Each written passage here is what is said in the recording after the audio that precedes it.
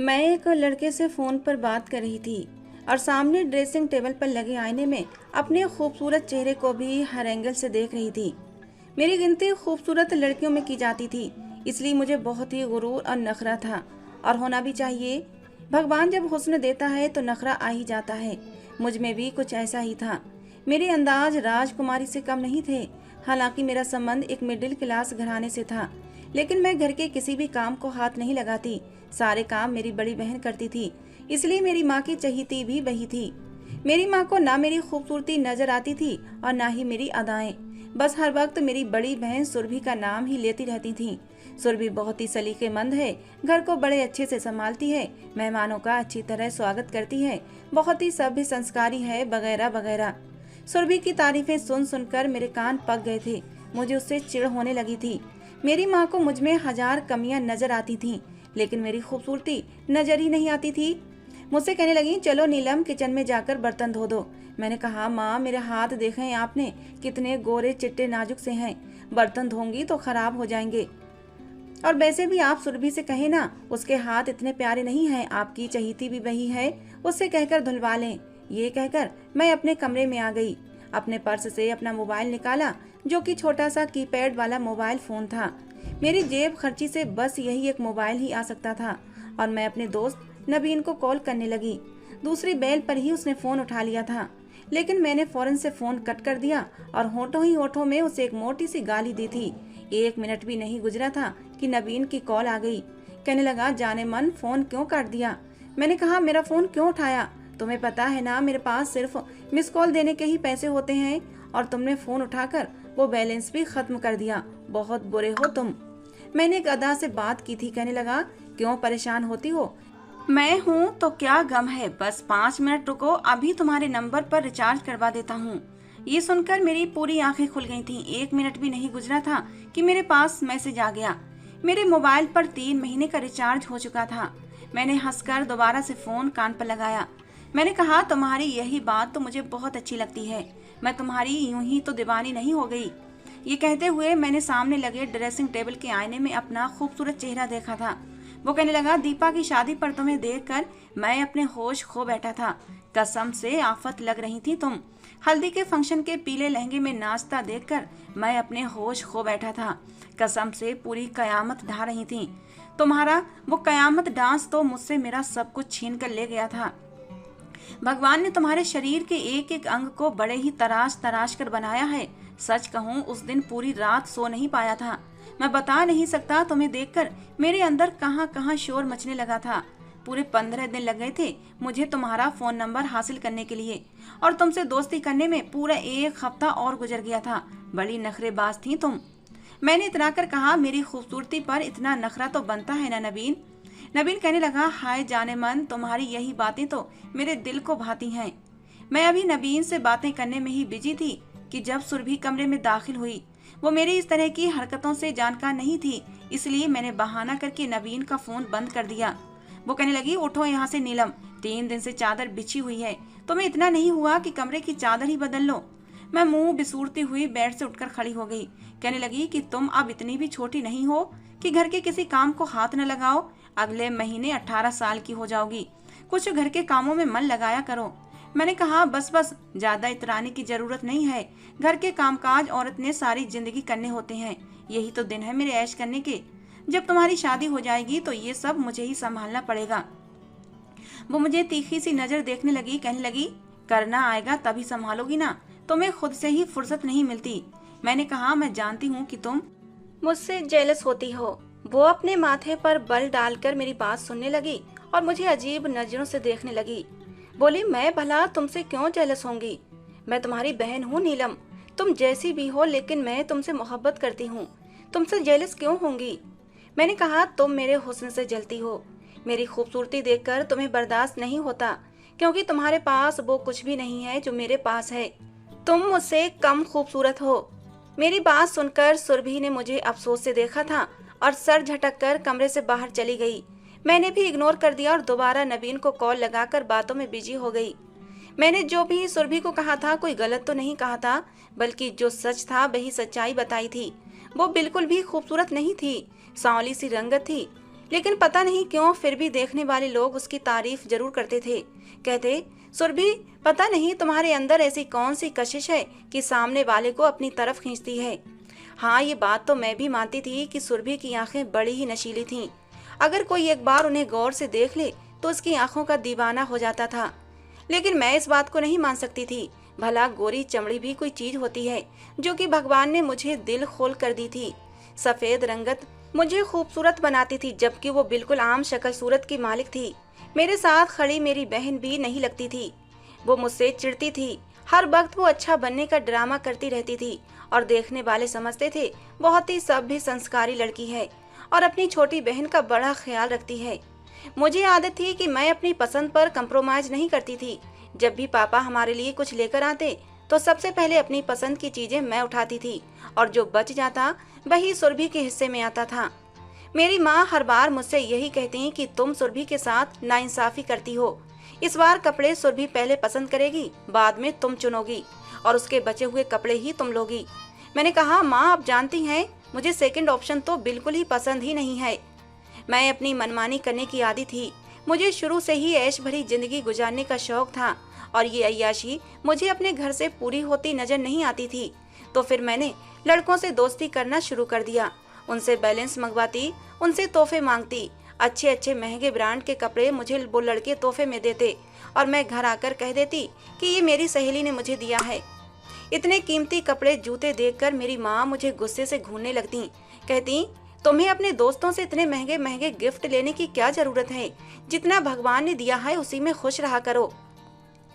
मेरी माँ तो इस बात पर ही मुझे डांटती थी कि मैं अपनी सहेलियों से ये चीजें लेती हूँ। अगर उन्हें ये पता चल जाता कि मैं ये सारी चीजें लड़कियों से लेती हूँ तो वो तो मेरी जान ही ले लेती। मेरी माँ बड़ी ही भोली थी, मेरी हर बात पर विश्वास कर लेती थी। खैर, मुझे तो उस वक्त का इंतजार था कि जब मेरी बहन के लिए आने वाला रिश्ता उसे छोड़कर मुझे पसंद कर लेता। फिर मैं उससे बताती कि आखिर वो है क्या चीज, क्योंकि मैं जान गई थी कि जितनी मैं खूबसूरत हूँ मुझे तो कोई भी लड़का पसंद कर लेगा, इनकार कर ही नहीं सकता।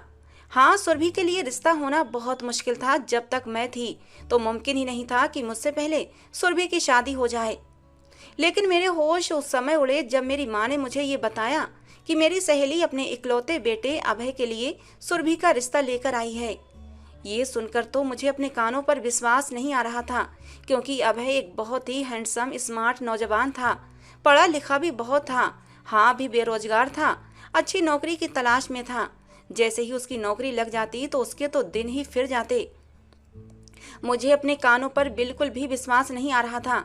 मैंने कहा, माँ क्या कहा आपने? संजना आंटी किसका रिश्ता लेकर आई हैं? मुझे लगा शायद मेरी माँ को सुरभि सुरभि कहने की इतनी आदत हो गई है कि मेरे लिए आने वाला रिश्ता भी मेरी माँ को सुरभि का रिश्ता दिखाई दे रहा था और वो सुरभि का नाम ले रही थी। मेरी माँ कहने लगी, नीलम क्या तुम्हारे कान खराब हो गए हैं? कह तो रही हूँ कि सुरभि का रिश्ता लेकर आई है। ये सुनकर मुझे बड़ा गुस्सा आया था। मैं फौरन से अपने कमरे में चली गई। अपने बेड पर लेटकर सोचने लगी, ऐसा कैसे मुमकिन हो सकता है? अभय जैसा खूबसूरत पढ़ा लिखा नौजवान और कहाँ मेरी बहन सुरभि जैसी मामूली शक्ल सूरत की लड़की। भला वो सुरभि को कैसे पसंद कर सकता है? दोनों का कोई मैच नहीं था। अभय तो मेरे साथ जचता था, मेरे साथ ही उसकी जोड़ी अच्छी लगती थी। इस बात ने मुझे एक अजीब सी बेचैनी में डाल दिया था। मैंने सोचा, हाँ तभी तो मैं कहूँ कि जब भी संजना आंटी आती हैं तो ये सुरभि मैडम क्यों उनके आगे पीछे मंडराती है। अब पता चला अपने संस्कारों के झंडे गाड़ती होगी संजना आंटी के सामने। तभी उन्होंने अभय को अपनी कसम देकर मनाया होगा कि वो सुरभि से शादी कर ले, वरना तो मुमकिन ही नहीं कि अभय सुरभि जैसी आम सी शक्ल सूरत वाली लड़की को अपने लिए पसंद करे। लेकिन संजना आंटी ने बहुत बड़ी धमकी दी होगी, या फिर ये कहा होगा कि अगर तुमने सुरभि से शादी ना की तो तुम मेरा मरा मुंह देखोगे, वरना वो कैसे मान सकता है। मुझे तो इस बात का विश्वास ही नहीं आ रहा था। लेकिन मेरा दिमाग उस वक्त काम करना बिल्कुल छोड़ चुका था जब कुछ दिन बाद मैंने अभय को अपने घर में देखा। मैं कॉलेज से अभी अभी वापस आई थी कि जब मैंने देखा अभय हमारे घर में मौजूद था और मेरी माँ से बातें कर रहा था। हाँ, सुरभि 18वीं सदी की हीरोइन बनी किचन में उसके लिए चाय और नाश्ता तैयार कर रही थी। मैं जानती थी मेरी बहन ये दिखाने की कोशिश कर रही है कि वो बड़ी ही शर्मो हया वाली लड़की है, और मुझे ये भी पता था जब तक अभय बैठा रहेगा वो बाहर नहीं आएगी। इसलिए मैं बड़े धड़ल्ले से अपनी माँ के साथ वाली कुर्सी पर जाकर बैठ गई। अभय मुझे देखकर मुस्कुराने लगा। मेरी माँ ने मुझे एक चपत लगाई, कहने लगी, ना हाय, ना हेलो, ना नमस्ते, क्या सारे संस्कार भूल गई हो? मैंने कहा, माँ सांस तो लेने दें, अभी तो कॉलेज से वापस आई हूँ। आप ही बताएं अभय जी, क्या मुझे सांस लेने की अनुमति है? फिर मैं आपको हेलो भी कर लूंगी और आपकी खैरियत भी पूछ लूंगी। वैसे भी मुझे आपसे बहुत सारी बातें करनी है। मेरी बात सुनकर वो मुस्कुराने लगा, कहने लगा, हाँ हाँ, सांस भी ले लो और पानी भी पी लो। हाय हेलो का क्या है, बाद में कर लेना, मुझे कोई जल्दी नहीं है। लेकिन तभी सामने रखी छोटी सी टेबल पर जब मेरी नजर पड़ी तो वहाँ मिठाई का डिब्बा रखा था। उसे देखकर मेरा दिल यूं हुआ था जैसे मुट्ठी में लेकर किसी ने दबोच दिया हो। क्या सच में सुरभि का रिश्ता पक्का हो गया था? अगर रिश्ता पक्का भी हो गया तो फिर अभय मिठाई लेकर कैसे आ सकता है? हमारे घर का माहौल इतना भी आजाद और खुला हुआ नहीं था कि लड़का खुद ही अपने रिश्ते की मिठाई लेकर आ जाए। मैंने कहा, ये मिठाई किस खुशी में आई है? अभय कहने लगा, मेरी नौकरी लग गई है। ये उसने किचन की तरफ मुंह करके थोड़ी तेज आवाज में कहा था और उसकी नजरें अभी किचन की तरफ से हटी नहीं थीं, जैसे कि अपनी आवाज को किचन में खड़ी सुरभि को सुना रहा हो। ये सब देखकर मेरा दिल बेचैन हुआ था। दिल में खतरे की घंटी बजी थी। दाल में यकीनन कुछ काला था।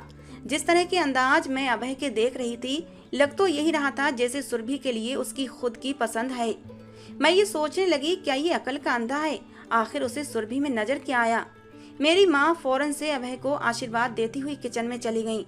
मुझे भी मौका मिल गया था। मैं फौरन से कुर्सी से उठी और अभय के बराबर वाली कुर्सी पर बैठ गई।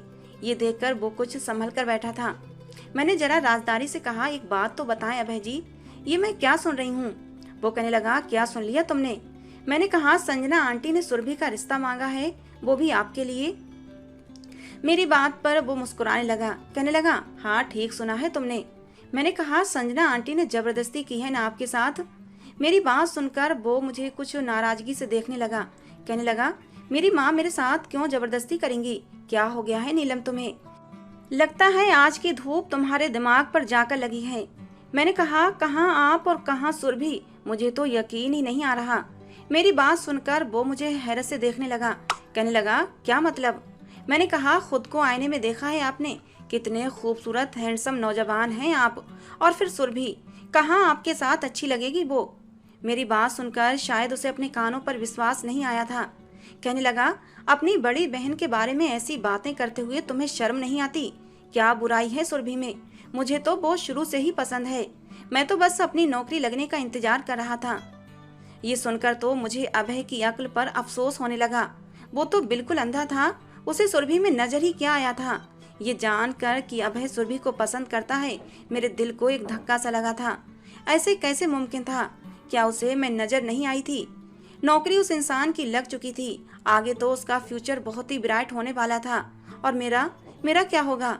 क्या मैं गली के आवारा लड़कों से जरा जरा सी चीजों के लिए उनसे बातें करूं और इधर अभय उसकी सारी इच्छाएं पूरी करेगा? सुरभि का तो पहली बार में ही छक्का लग गया था। जाहिर है 1 लाख से कम की नौकरी नहीं मिली होगी अभय को। सुरभि के तो बारे न्यारे होने वाले थे और मुझे ये बात बर्दाश्त ही नहीं हो रही थी कि सुरभि की इतनी अच्छी किस्मत हो और वो अपनी ससुराल जाकर अपने पति के साथ एक ऐश भरी जिंदगी गुजारे। मैंने कहा, अभय जी आपकी नौकरी कितने की लगी है? कहने लगा, मल्टीनेशनल कंपनी है, 1 लाख से ऊपर की डिमांड की है मैंने और मुझे पूरा विश्वास है कि मंजूर भी हो जाएगी। ये सुनकर तो मेरा दिल दहल उठा था। इतनी देर में ही मेरी माँ ट्रे में नाश्ता भरकर बाहर आ गई थी, टेबल पर सामान सजाने लगी। इतनी देर में अभय ने मिठाई का डिब्बा खोला और उसमें से गुलाब जामुन निकाल कर मेरे मुंह के करीब ले आया। कहने लगा, ये लो खाओ और ज्यादा मत सोचो। मैंने तो पहले ही सोच लिया था कि मैं मिठाई सबसे पहले अपनी छोटी बहन को ही खिलाऊंगा। चलो नीलम, मुंह खोलो, शाबाश। ये सुनकर तो मेरा गला तक कड़वा हुआ था। छोटी बहन? मैं भला क्यों उसकी छोटी बहन होने लगी? लानत है ऐसे इंसान पर जो शादी हुई नहीं और होने वाली साली को बहन पहले बना ले। मैंने कहा, मेरा कोई मूड नहीं है मिठाई खाने का। ये कहकर मैं उठकर अपने कमरे में आ गई और बेड पर लेट गई। मुझे समझ ही नहीं आ रहा था कि मुझे रोना किस बात पर आ रहा है, लेकिन मैं बस रोए जा रही थी। मैंने यूनिफॉर्म भी नहीं बदला था और बेड पर लेटकर मुंह तक चादर ओढ़ ली थी। सुरभि थोड़ी देर में ही मेरे कमरे में आई। कहने लगी, नीलम खाना नहीं खाओगी क्या? मैंने कहा, बाहर में गया खाना, निकलो मेरे कमरे से, मेरे सर में बहुत तेज दर्द है। अब दोबारा मेरे कमरे में मत आना। वो मेरी बात सुनकर परेशान हुई थी। मैं ये सोचने लगी मैं कैसे अभय से अच्छा रिश्ता तलाश कर सकती हूँ। मुमकिन ही नहीं था, और फिर वो मुझे पसंद भी था। मैं नहीं जानती थी मेरी मामूली सी शक्ल सूरत की बहन मेरे हक पर यूं डाका भी डाल सकती है। मैं तो जितना रोती उतना ही कम था। 2-3 दिन तक मैंने ढंग से खाना नहीं खाया, और सबसे ज्यादा इस बात की परेशानी सुरभि को थी। बार बार कहने लगती, नीलम तुम्हें हुआ क्या है, खाना क्यों नहीं खा रही हो। मैं अपने कमरे में मुंह सुजाए बैठी थी। मैंने कहा, मुझे तुमसे बात करनी है सुरभि। देखो सुरभि, तुम मेरी बहन हो, तुम मेरे दुख को समझ सकती हो। वो कहने लगी, हाँ हाँ मुझसे कहो क्या बात है। देखो नीलम, तुमने 3 दिन से कुछ भी नहीं खाया पिया है, और सच पूछो तो तुम्हारी ये हालत देखकर मुझे भी भूख नहीं लग रही। मैंने अपने आंसू टपकाने शुरू कर दिए। मैंने कहा, सुरभि कि मैं नहीं जानती कब और कैसे, लेकिन मुझे अभय से मोहब्बत हो गई है। ये सुनना था कि सुरभि के चेहरे की रंगत सफेद पड़ी थी। वो नजरें चुराकर कहने लगी, क्या कह रही हो नीलम। मैंने कहा, मैं सच कह रही हूँ सुरभि, अगर वो मुझे नहीं मिला तो मैं मर जाऊंगी। मेरी बात सुनकर वो तड़प कर मुझे देखने लगी। कहने लगी, क्या अभय भी तुम्हें पसंद करता है। मैंने कहा कि मुझे पसंद ना करने की कोई एक वजह भी तो बताओ। देखो सुरभि, मैं कितनी खूबसूरत हूँ। हर मर्द की यही ख्वाहिश होती है कि उसकी पत्नी खूबसूरत हो, और मुझे पता है कि वो भी मुझसे प्यार करता है, मुझ पर दिलो जान से मरता है। सुरभि कहने लगी, लेकिन कई बार वो मुझे दबे शब्दों में अपनी मोहब्बत का इजहार कर चुका है। मैंने कहा, लेकिन तुम तो उससे मोहब्बत नहीं करती ना। तुम तो किसी से भी मोहब्बत नहीं करती। तुम्हारी जिंदगी में तो कोई भी आ जाएगा सुरभि, तो तुम उसके साथ जिंदगी गुजार लोगी, उसके साथ सब्र से रह लोगी। लेकिन अगर अभय मुझे नहीं मिला तो मैं मर जाऊंगी। देखो, जब से मुझे पता चला है कि संजना आंटी ने अभय का रिश्ता तुम्हारे लिए मांगा है, बस एक निवाला भी मेरे गले से नीचे नहीं उतरता। मैं भूखी मर जाऊंगी सुरभि। ये कहकर मैं उसके साथ लगकर फूट फूट कर रोने लगी। उसने मुझे चुप करवाया। कहने लगी, रो मत नीलम, मैं कुछ करती हूँ। मैं यही तो सुनना चाहती थी। मैं नहीं जानती कब और कैसे, लेकिन कुछ दिन बाद संजना आंटी हमारे घर आई तो सुरभि का चेहरा उतरा हुआ था। संजना आंटी के माथे पर भी बल पड़े हुए थे। वो आकर मम्मी पापा के पास बैठ गईं। उस समय दोनों ही घर पर मौजूद थे। मेरी माँ ने कहा, संजना, वैसे तो हमें पता है कि तुम्हें सुरभि बेहद पसंद है, लेकिन मैं चाहती थी कोई रस्म कर दी जाए ताकि खानदान वालों को इस बात की जानकारी हो जाए। ये बात सुनकर संजना आंटी ने एक ठंडी आह भरी थी। कहने लगी, मैं बहुत शर्मिंदा हूँ तुमसे, और भाई साहब आपसे भी मैं बहुत शर्मिंदा हूँ। आंटी की ये बात सुनकर मेरी माँ उन्हें हैरत से देखने लगी। कहने लगी, क्या हुआ है संजना। आंटी कहने लगी, अभय कहता है कि उसे सुरभि नहीं बल्कि नीलम से शादी करनी है। ये सुनकर तो मुझे अपने कानों पर विश्वास नहीं आ रहा था। हाँ, सुरभि का बुझा हुआ चेहरा देखकर मैं समझ गई थी कि उसी ने मेरे लिए रास्ता साफ किया है। इस बात पर मेरे पापा को गुस्सा आने लगा। कहने लगे, ऐसा कैसे हो सकता है, पहले तुमने अभय के लिए सुरभि का रिश्ता मांगा और अब तुम नीलम का रिश्ता मांग रही हो। हम कैसे बड़ी बेटी को छोड़कर छोटी की शादी कर सकते हैं। मेरी माँ भी इस बात पर गुस्सा करने लगी कि संजना, ये गलत है, मैं ऐसा नहीं कर सकती। सुरभि मेरी बड़ी बेटी है, और मैंने सुरभि की आंखों में अभय के लिए पसंदीदगी देखी है। वो अभय को पसंद करती है। मैं उसका हक छीनकर नीलम को नहीं दे सकती। मुझे अपनी माँ की सोच पर गुस्सा आया था। उन्हें सुरभि नजर आ रही थी, लेकिन मैं नहीं।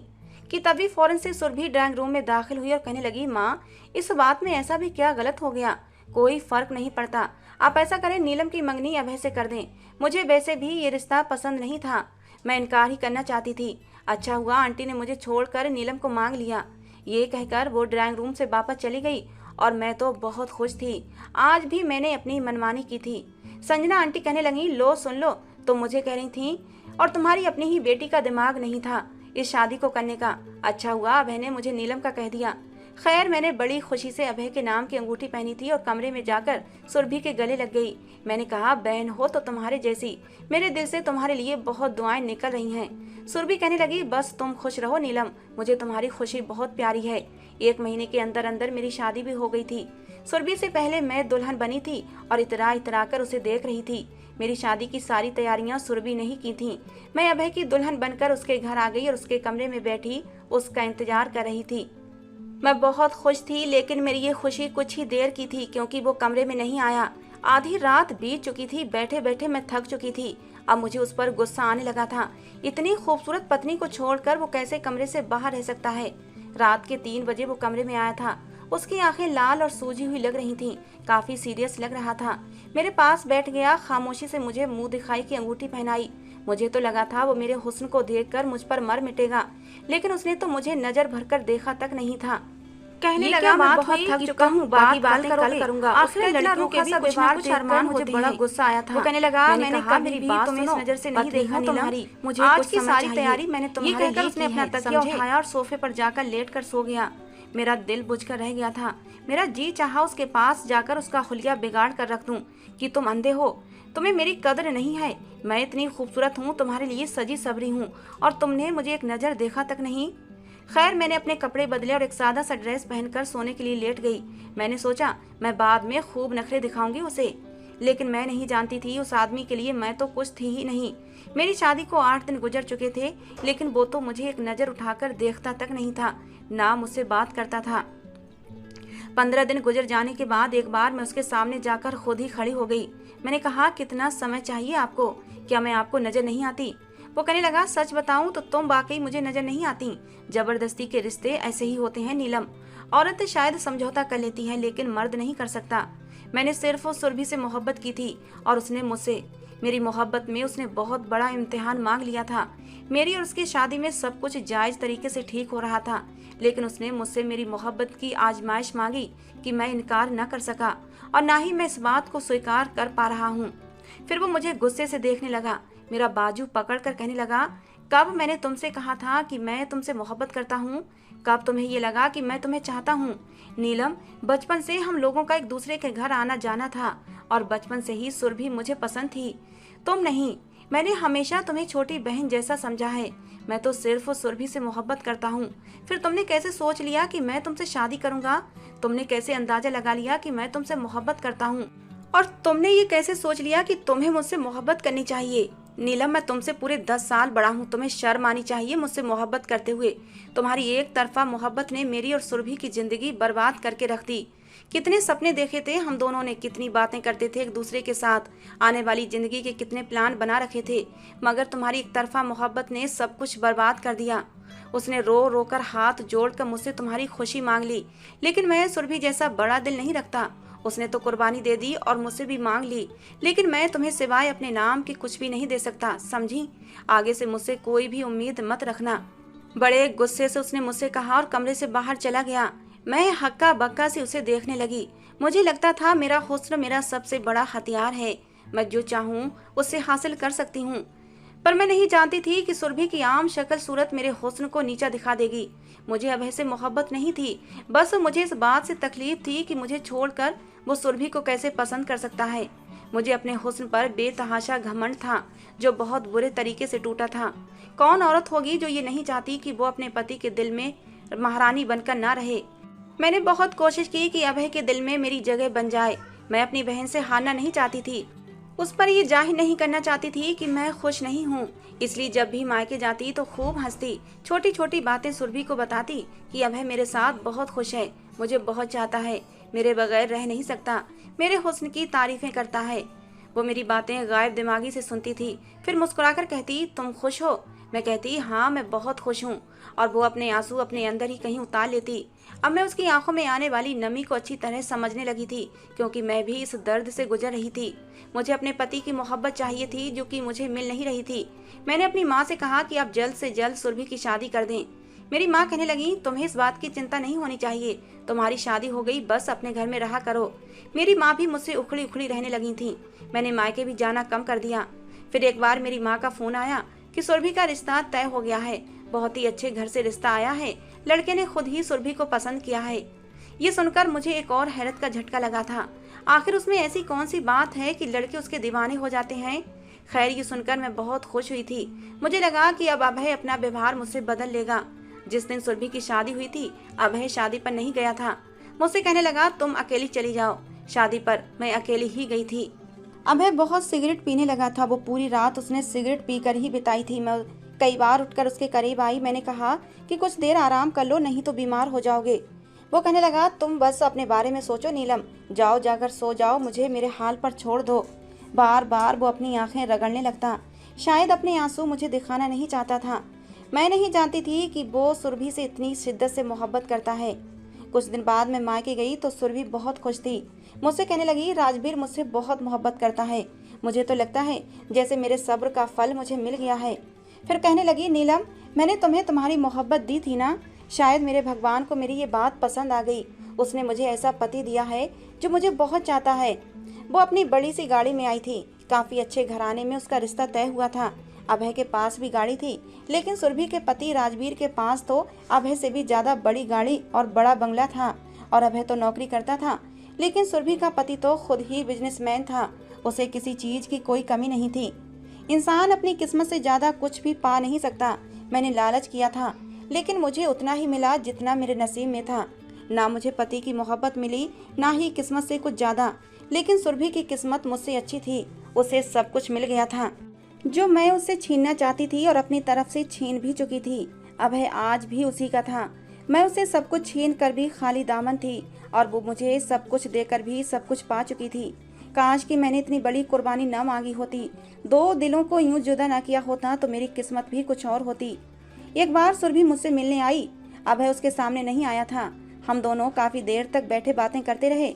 सुरभि के चेहरे पर सच्चे प्यार की चमक थी जो उसे अंदर से निखार रही थी, और आज मैं खूबसूरत होने के बाद भी उससे कम लग रही थी, और वो आम से शक्ल सूरत होने के बावजूद भी मुझसे कहीं ज्यादा खूबसूरत लग रही थी।